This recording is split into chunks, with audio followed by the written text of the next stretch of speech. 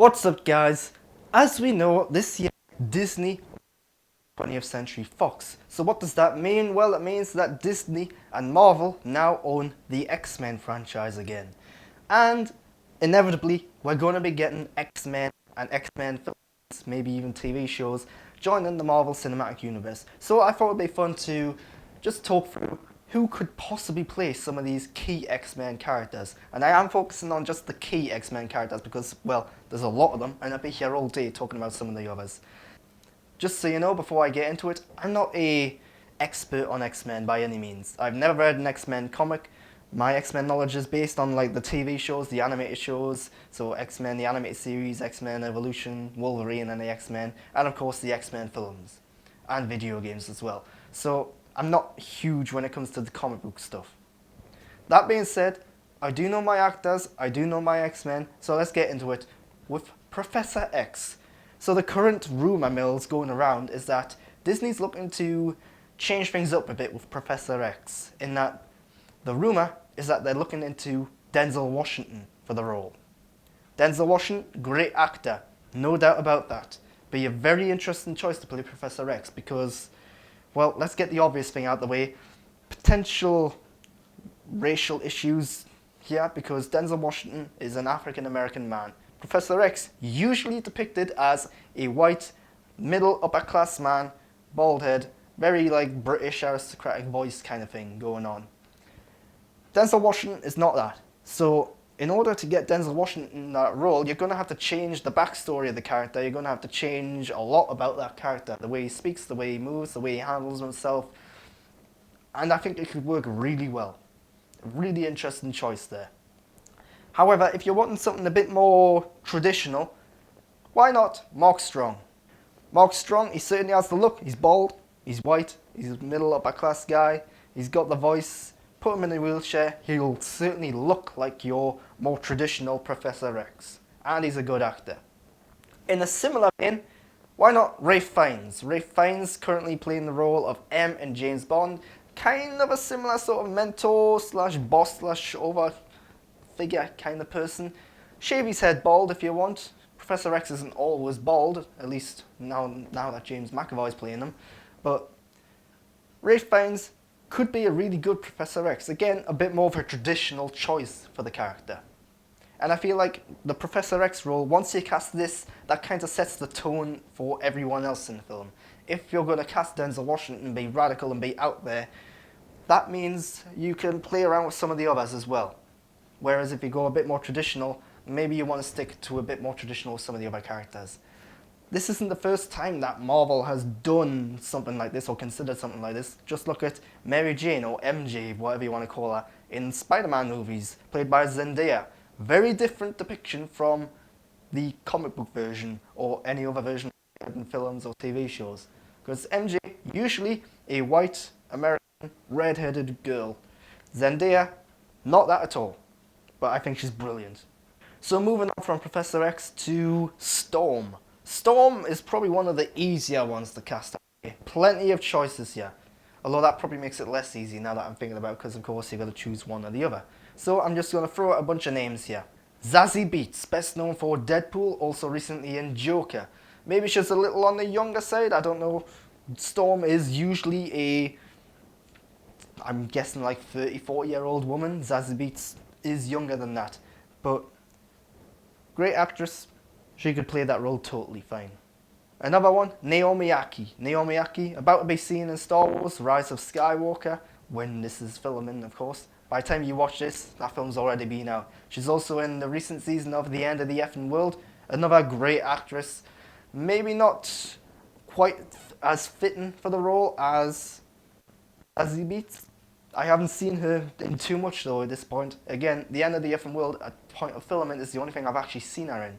Maybe once I see her in Rise of Skywalker, I'll be able to say definitively, yeah, she would be good or bad or not. But it's someone to throw out there and just suggest. Then, if Star Trek Discovery isn't keeping that too busy, you got Sonequa Martin Green, another great actress, also best known for The Walking Dead. Probably a little too busy to do a Marvel film as well as a big Star Trek TV show, I don't know. You have got other people who have done that in the past, so I think she would be a great Storm. Again, it's probably more of a timing thing with her and whether she can work around her schedule. Going a little bit on the older side, Naomi Harris. Naomi Harris is probably more age appropriate for the role. She's been around a little while now, very well known actress. 28 Days Later, she's in the James Bond films at the minute as Moneypenny. She could really do a good job of this role.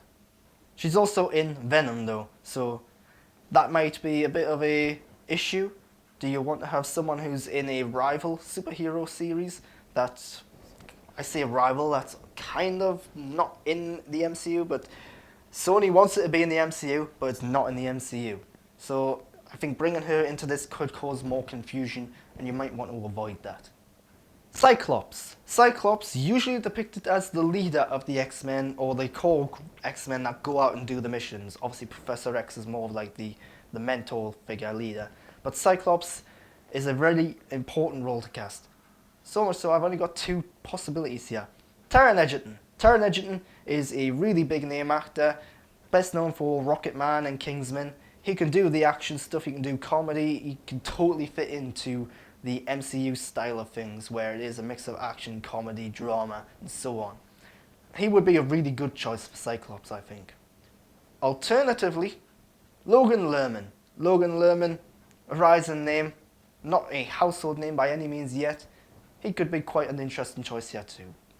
Then you got Wolverine, probably the key casting choice that Marvel wants to really nail down. Hugh Jackman has made this character iconic, although the Hugh Jackman depiction of the character, not comic book accurate, not accurate in terms of like what that character's meant to be. The character's supposed to be like really small, hunched over, hairy, aggressive, violent.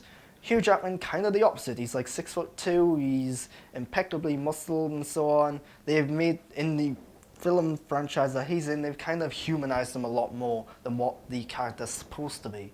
So I think Marvel will go back and do a much more comic, faithful, accurate version of the character. And I think that's the smart thing to do. I also think they're going to cast younger as well, because they want someone who can grow into this role. And also because Wolverine, not supposed to age in his usual depiction either. That's one of the problems with Hugh Jackman and why he has to kind of step aside, because, well, he's getting older. So who could possibly do this? I'm going to throw out a name that I've already mentioned in this as another character. Taron Egerton. He could be Wolverine again. He could be Wolverine. Obviously, if he's Wolverine, he can't be Cyclops, or if he's Cyclops, he can't be Wolverine. But he could be great for either of these roles. He's known for changing his body shape. He's quite muscular and fit and athletic, so he could totally beef himself up and get into great physical shape to do this. Grow some mutton chops on there. He could be a great Wolverine. Maybe he's a little on the younger side though. But like I said, I do think they're going to cast someone on the younger side. Alternatively, you've got Zac Efron. Zac Efron, I'm not a huge fan of his, but physically, you could put on the mutton chops. He's got the body shape and everything. He could do something really well with this role, but he's not my personal favourite choice for this. And I've seen his name thrown around by a bunch of other people who have considered him for this. Last one I think you should consider is Wyatt Russell, Kurt Russell's son. He's a rising name. He was recently in Overlord.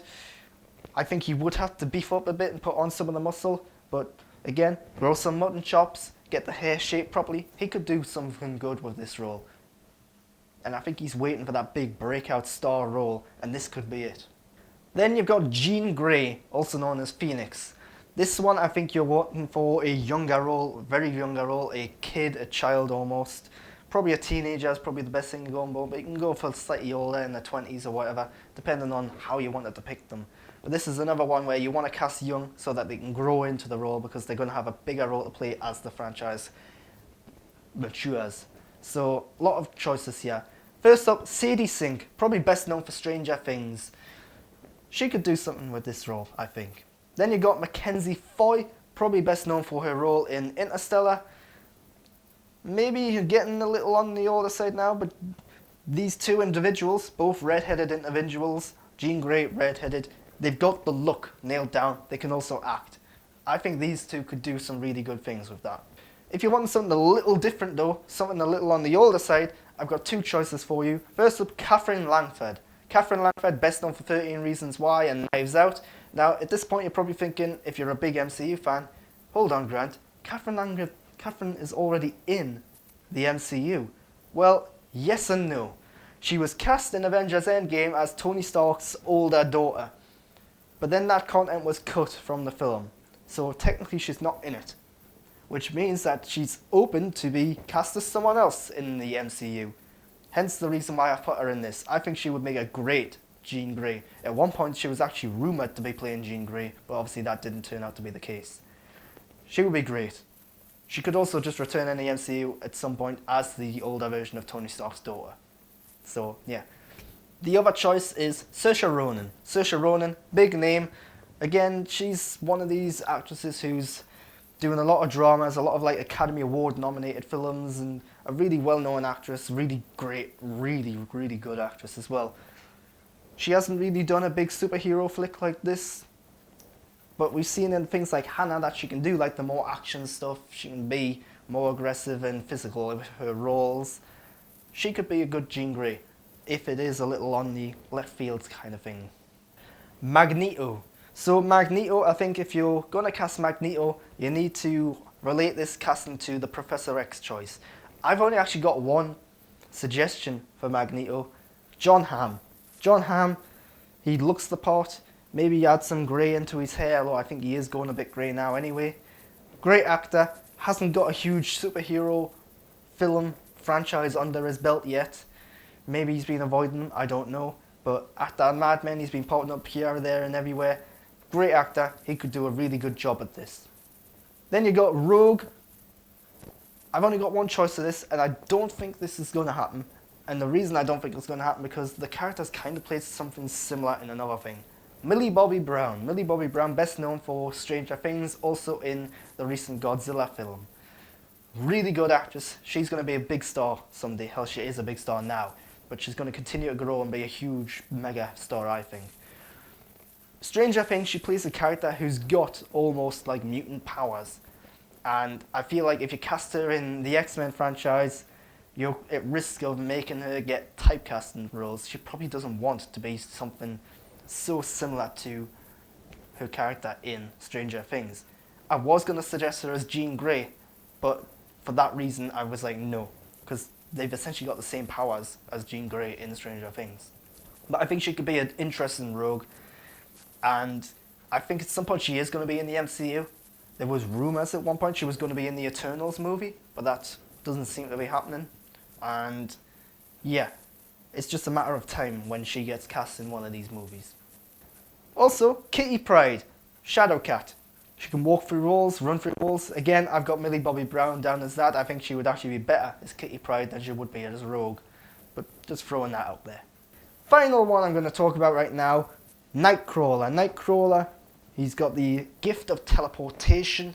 Who would I cast as this? I've only got one choice here. Timothée Chalamet. Timothée Chalamet would be perfect for this. Great actor. He's got the look down to a T. Just paint him blue.